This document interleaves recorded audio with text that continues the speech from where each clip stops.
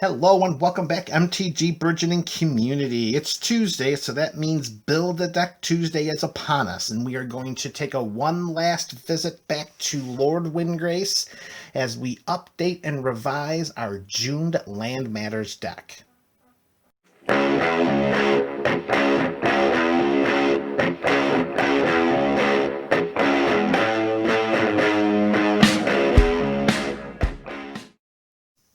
Hey, what's up, MTG Burgeoning fans? Here we are. We're back with Build a Deck Tuesday. In our last Build a Deck Tuesday video, we installed Lord Windgrace's mana base, and since that time, we've had the opportunity for some extensive gameplay. And I am reporting back to the community what we found. And if you missed any of the previous installments of this Build a Deck series with Lord Windgrace and our Jund Land Matters, our Lands Matter deck, you can click in any of the links in the description below. All right, so before we talk about gameplay and potential for revisions, I want to take a moment to point out some of the all-stars. Now, a lot of these, well, not a lot of these cards, but some of these cards that I'm going to discuss that are in the 99 right now, I mean, it doesn't take rocket science to understand that they are really good cards, but I do want to take a moment just to say exactly how well they've done. First one, very easily, Field of the Dead. It is just an amazing card in this deck. It was the first land that we installed into the land base of 40, and it just does amazing work, whether it's coming in off of a Reshape the Earth or if it's coming back from the graveyard. When it hits and we've got the conditions met to get zombie tokens into play, it has just worked hard. Field of the Dead has been a great card. Great card in this deck. Another card that really doesn't need me to talk about how good it is, Scute Swarm. I mean, there were games where I had thousands of Scute Swarms in play. It's just been it's very easy if I can learn how to talk here without stuttering over my own words. All right, maybe it's the shininess that's kind of lulling me to a sense of, cognitive distortion, but whatever. Scute Swarm, very strong. It has really worked out in the deck. It's no wonder why it was Creature 1 or Creature 2 that was added to this deck.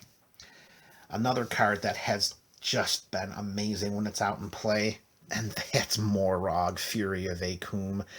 Getting the multiple land drops and having multiple attack phases has just been amazing. When we can pair the additional attack phases with creatures like Rada, who has first strike during our turn and just keep attacking opponents, and they throw creatures in front of her to block, but the first strike just annihilates them. Morog has been an all-star. And as mentioned during the Field of the Dead description, Reshape the Earth is everything advertised. The 6 and triple green is a penance in this deck. We can cast that without a problem at all, and getting 10 land cards, getting them right into play. Every single fetch that comes into play, comes into play tap, but once we do untap and the fetches seek out more lands to trigger more of our landfall abilities, Reshape the Earth has just been an amazing card. So the next set of 4 cards are some cards that kind of slipped under the radar when we were installing them into the 99, thinking that they would perform admirably. They've actually done a lot better than that. And the first one is Life from the Loam. Getting this into the graveyard early and then allowing us to activate the Dredge 3 by putting the top 3 cards of our library into the graveyard, putting Life from the Loam into our hand, casting it, returning lands from our graveyard to our hand to play during our multiple land drops each turn. Life from the Loam has done some really heavy lifting in all of the games I've played with this deck so far. Here was a card I was on the fence of when we first installed it, but I am not on the fence anymore. I am standing on the front lawn and I am shouting at the great, awesome virtues of Valakut Exploration. 2 and a red, this enchantment. I mean, with all of the lands that we have coming into play, I had this in play multiple times after casting a Reshape the Earth, getting 10 cards off the top of our library that get exiled and then go to our graveyard if we don't use them, and then 10 damage to each opponent has been aces. Valakut Exploration has been an awesome addition. As I mentioned earlier when I was talking about Morog, Fury of Akoum, Rada is just bonkers in this deck. When we were talking about her when she was added, how she's a 3/3 for 3 CMC with 3 different abilities. Granted, one of the abilities is only first strike during our turn, but for the purposes of this deck, that's when we need it most. Looking at the top card of our library and then playing lands from the top of our library just gives us another outlet to get lands into play that they're not in our hand, or if we don't have any graveyard shenanigans going on. And then the +X for the number of lands that we've had in play. There have been games I've had over 20 lands in play, and Rada is just fierce. She has done an awesome job. I am so happy with how Rada has performed in this deck thus far. And the last of this subset of 4, I'm going to point out, it's Ashaya, Soul of the Wild. Now, Ashaya, I have not really done much with the attacking part of Ashaya.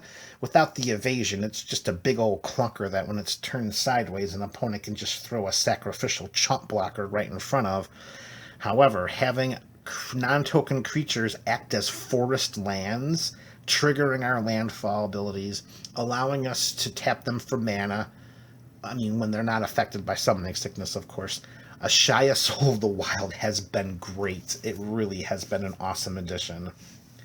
All right, now in its own little category, because I want to just show how great the interaction with this next card has been with Lord Windgrace, and that's going to be Wrenn 6. Now, I had in multiple games when I was game playing, having Wrenn 6 and Lord Windgrace in play at the same time.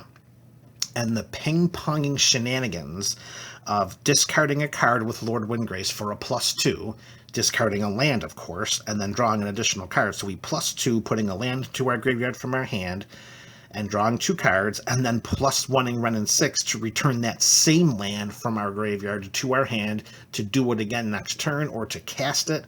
That provided so much card advantage and synergy, and as long as I was able to protect both of these guys, the two of them played on each other just wonderfully. The addition of Wrenn 6 was really a good idea. It works. The synergy with Lord Windgrace is perfect in this deck, and I just wanted to point that out, that having Lord Windgrace paired with Wrenn 6, that has really been working. Really, it's just been awesome. The float a card, draw a couple, bring it back with Wrenn 6. Just amazing. And the last subset of cards I want to talk about before we talk about some revisions that we're going to make to this deck, small revisions, not anything huge. It was an interaction that was just awesome when it came all together, and it revolved around Borborygmus Enraged. All right, now to get this big guy in play, it's 4 double red and double green as a 7/6 trampler, and his big attractive quality is we can discard a land card and Borborygmus is pretty much dealing a lightning bolt to someone. So with Borborygmus in play, in addition to our Zoran Orb, where we can just sacrifice a land to gain 2 life, here's where the wonderful interaction takes place.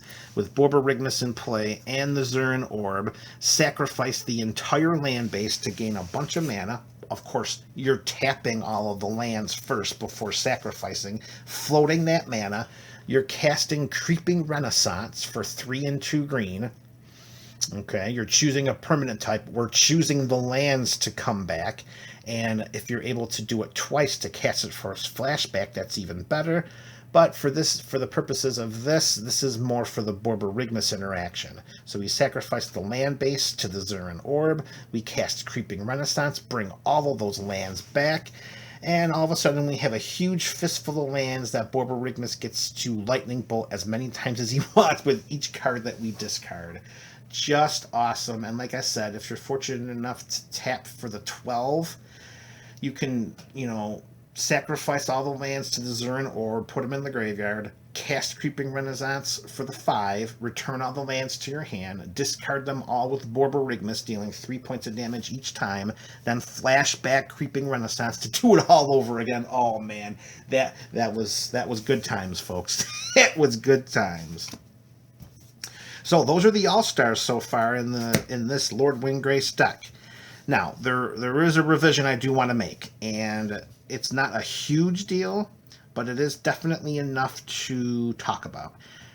there were stretches during games where we were all flash and no dash. And that meant that we had all of these lands coming into play from all over the place, from the graveyard, from our hand, from our library, from the battlefield. But we just didn't have enough things in play to feed off of those potential landfall triggers. So we need to slim down some of the other areas of this deck in order to focus a little bit more on what we can do when the lands come into play. So we're going to add 3 cards, taking out 3 cards, somewhat weakening some of the other areas of the deck by 1 card. However, by including these landfall specific cards, I think it's going to be for the best. The first card we're going to include is Phylath World Sculptor. Now, he's at the disadvantage of when he comes into play, he only creates a 0/1 green plant creature token for each basic land we control. We do have a number of basic lands, and trust me, with all of the spells in this deck, basic lands get onto the battlefield in volume and very frequently too. And his landfall, whenever a land comes into play under our control, we're going to put 4+1/+1 counters on a plant that we control. This paired with Avenger of Zendikar, who also makes 0/1 plant tokens, they have great synergy together, and we just need something more to do with our landfall abilities, and Phylath helps us do that. So Phylath is coming in. Phylath is going to take the spot of Living Twister. Living Twister is going to come out. And it just didn't come up very much where we were tapping a green to return a tap land we controlled to its owner's hands. We didn't need to do that very many times at all, and honestly, each time he was in my hand, I never felt the need to cast him. And plus, tapping a white and a red to discard a land card to shock something, it wasn't working for me either. So I think Phylath going in and Living Twister coming out is going to help the deck a lot more with its landfall requirements.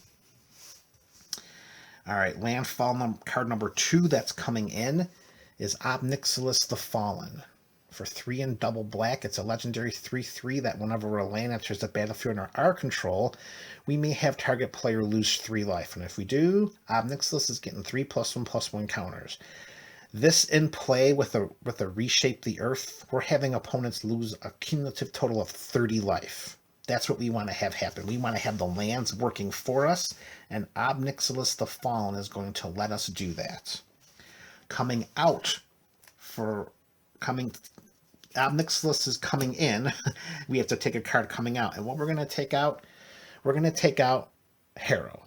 So Harrow is going to come out, 2 and a green. The additional cost of sacrificing a land has come back to bite me. It has historically. When the counter happens and we already lose a land and we don't get the benefit of getting the 2 other lands, no, it's got to come out. I think we have tons and tons of ways to get lands into the battlefield from our library, and we have lots of ways of getting lands from the battlefield into the graveyard. So bringing out Harrow in order to add Ob Nixilis is going to strengthen what we want to do when our lands are coming into play. And next up, we have 1 copy right now of the Spitfire Lagak. And it's a 3/4 for 3 and a red, no other abilities other than the landfall, so it's not very strong. I mean, in fact, there is a creature from Battle for Zendikar as an uncommon, the Tunneling Geopode, I think its name is, which at some point will take the Spitfire Lagak's place. It does the exact same thing with the landfall. It's not as big as power and toughness, but we're not looking to win the game in combat with Spitfire Lagak. It's its landfall ability that's so attractive. When a land enters the battlefield under our control, it deals 1 damage to each opponent. So a Reshape the Earth sets 10 points of damage to each of our opponents. So Spitfire Lagak is going in for now, just because Tunneling Geopode, a copy of that, eludes me at the moment. So Spitfire Lagak is in. Coming out, Sword of the Animist. Now, before the torches are ignited and the pitchforks are sharpened, hear me out about Sword of the Animist. It is a solid equipment. I have all sorts of love for Sword of the Animist. We, however, in the early portions of the game, the creatures that we have in play that are not tokens are not ones that I want to send into battle with just a +1/+1 for the benefit of getting a basic land into play tapped. I mean, I don't want to lose a Zuka. I don't want to lose my Scute Swarm or a Lotus Cobra. So many times, Sword of the Animus was just sitting there on the battlefield or in my hand, just waiting and waiting and waiting. I would rather have that card come out for something like the Spitfire Lagak or, in the future, the Tunneling Geopede or Geopode. It's one of the two. It's the one from Battle for Zendikar. And that is almost all. There's one more slight land revision that I want to make. I want to take out the Prismatic Vista in order to add a copy of Fabled Passage. They both do pretty much the same thing. They're both searching our library for a basic land. As long as we have at least 3 other lands, Fabled Passage will have that basic land untapped. And for the purposes of this deck, that's almost a given. The paying of 1 life for Prismatic Vista, that was adding up. And because we already have a number of other fetch lands, Polluted Delta, Arid Mesa, Bloodstained Mire, it seemed if we can replace Prismatic Vista with what it does with Fabled Passage, it would be a much smoother transition and help the deck and the performance out that much more. And that is all I have, folks. Those are the revisions I'd like to make with this deck. I am most pleased with how the community built this deck. Lord Windgrace, Jund matters. That's it, MTG Burgeoning community. I think we are turning the page on our Jund commander, and we are going to move forward with another build. Which one will it be? Stay tuned.